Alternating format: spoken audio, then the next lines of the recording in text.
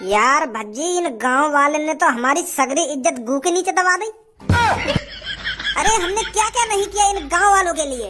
इन गांव वालों को खुशी देने के लिए हम अपनी जान की भी परवाह नहीं करते थे, यूं ही खाई में कूद जाया करते थे इनके लिए।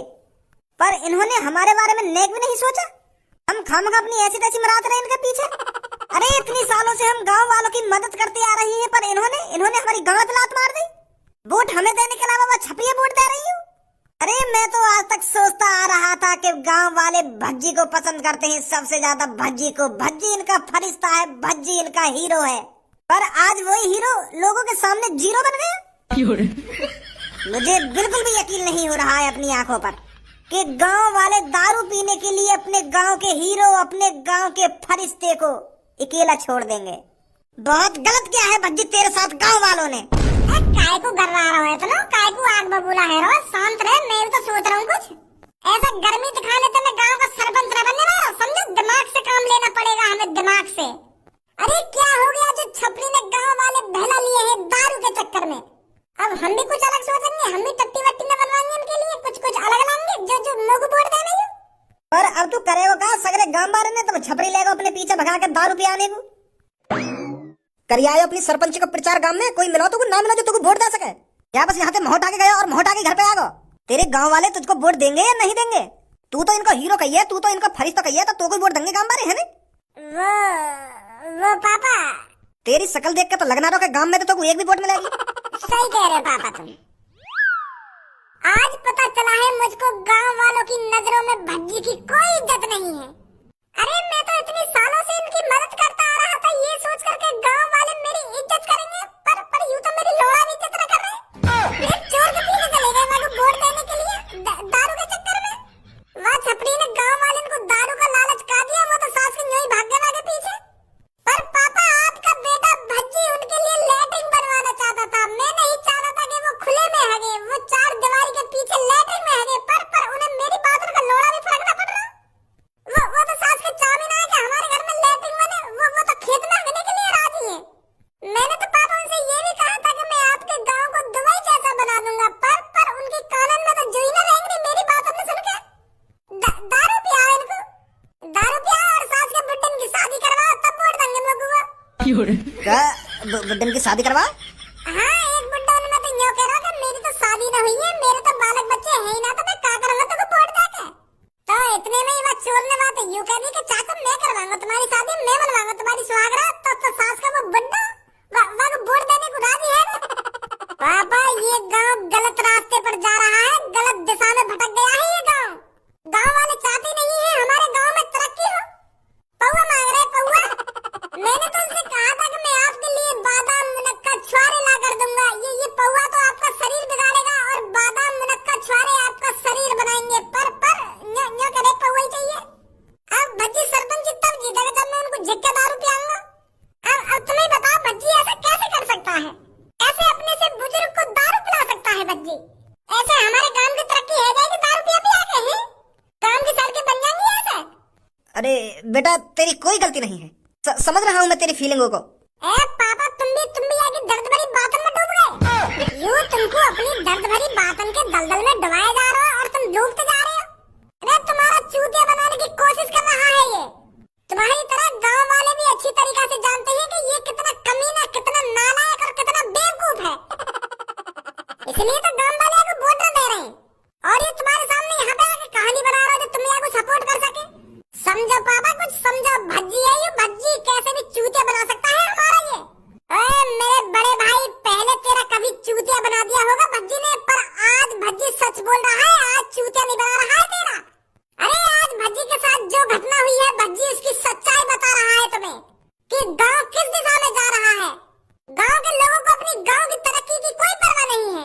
वो चाहते ही नहीं है कि हमारे गांव में एक इंटेलिजेंट सरपंच आए।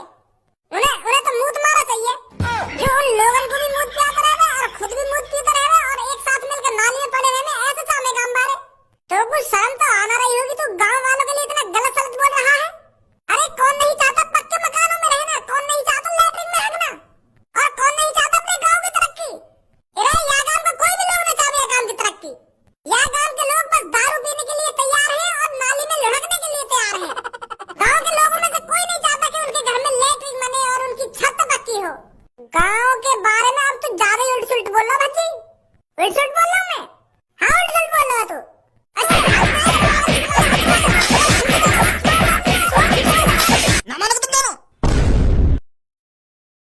शर्म तो आना नहीं होगी तुमको एक दूसरे से लड़ने में।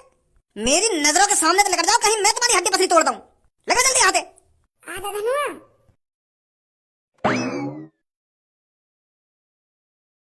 कालिया बॉस, आप यहाँ चैन की नींद सो रही हो और छपरी गांव के लोगों को बहला फुसला रहा है। अरे छपरी गांव की सरपंच लड़ रहा है। वो 2 कौड़ी का छपरी आपसे ऊपर निकलना चाहता है, आपसे ऊपर, पर उसे नहीं पता कालिया से ऊपर निकलने का अंजाम क्या होता है। वो गांव का सरपंच बनकर आपको नीचे दिखाना चाहता है। मेरे कालिया बॉस, मैंने छपरी को अपनी खुली आंखों से देखा है लोगों को पौवा पिलाते हुए। उनको पौवा पिलाते हुए कह रहा है कि आप सबको मेरे को ही वोट देनी है, मेरे को ही सरपंच जितानी है। बॉस, अगर गलती से भी छपरी इस गांव का सरपंच बन गया ना तो उसकी नजरों में आपकी कोई इज्जत नहीं रहेगी। तो इसलिए आपको जल्दी ही कुछ सोचना पड़ेगा।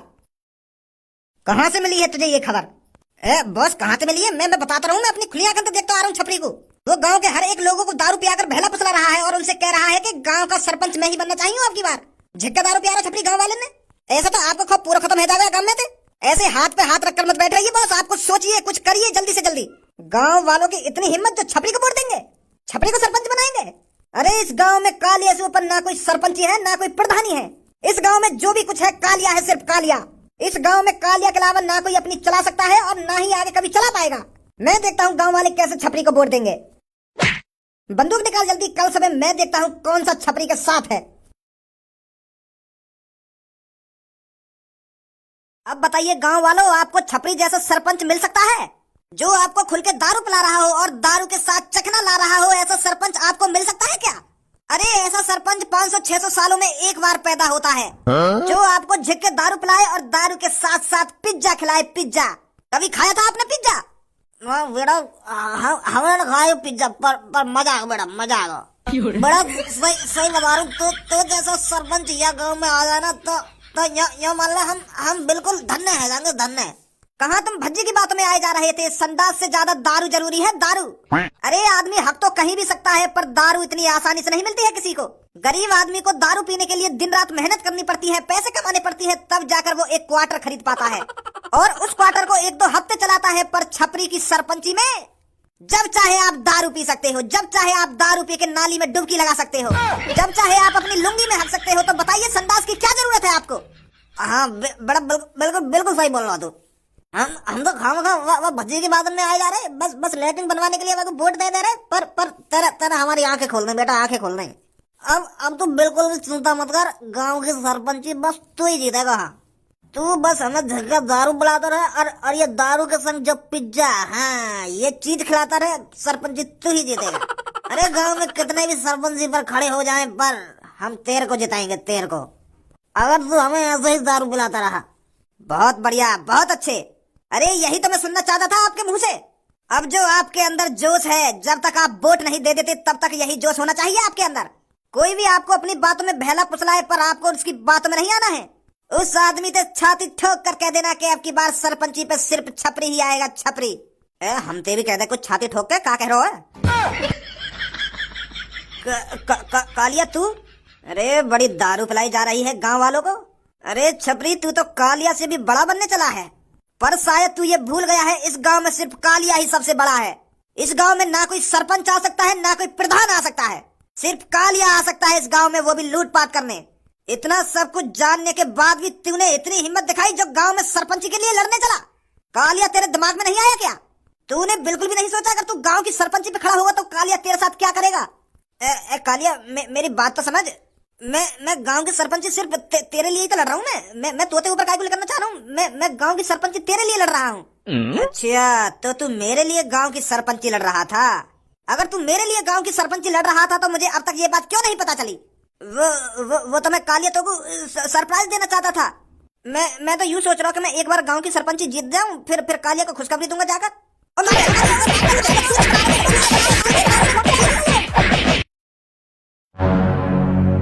सालों मुतेड़िया, तुम इस छपरी को वोट दोगे? अरे इसने तुमको 2-3 घूंट दारू के पिला दी, तुम तो इसकी वाहवाही करने लगे। अरे तुम सब भूल गए क्या कालिया नाम का भी एक शैतान रहता है इस गांव में, जो चाहे तो किसी को मार भी सकता है और चाहे तो किसी को फाड़ भी सकता है। और तुमने बिना कालिया की इजाजत के छपरी को वोट देने की कोशिश करी। भाई साहब हम क्यों गुस्सा आ रहे हो? तुम दारू पिया दो, तुम खड़े आ जाओ सरपंच पे। अब हम तुम्हें भी दे देंगे वोट। अब तुम दारू पिया दो, हमें तो कोई भी दारू पिया दो, हम तो भाई साथ। अब हमको तुम दारू पिया दोगे तो तुमको वोट दे देंगे। मैं दारू पियाऊं तो हाँ पियानी तो पड़ेगी अगर तुम सरपंच जी पकड़े होंगे तो। या भैया ने ना पियाई, अगर यू हमको पियाते रहे तो हम या को वोट दे देते। अच्छा तो जो तुमको दारू पियाएगा तो तुम वहां को वोट दोगे। सही पकड़े हो भाई साहब।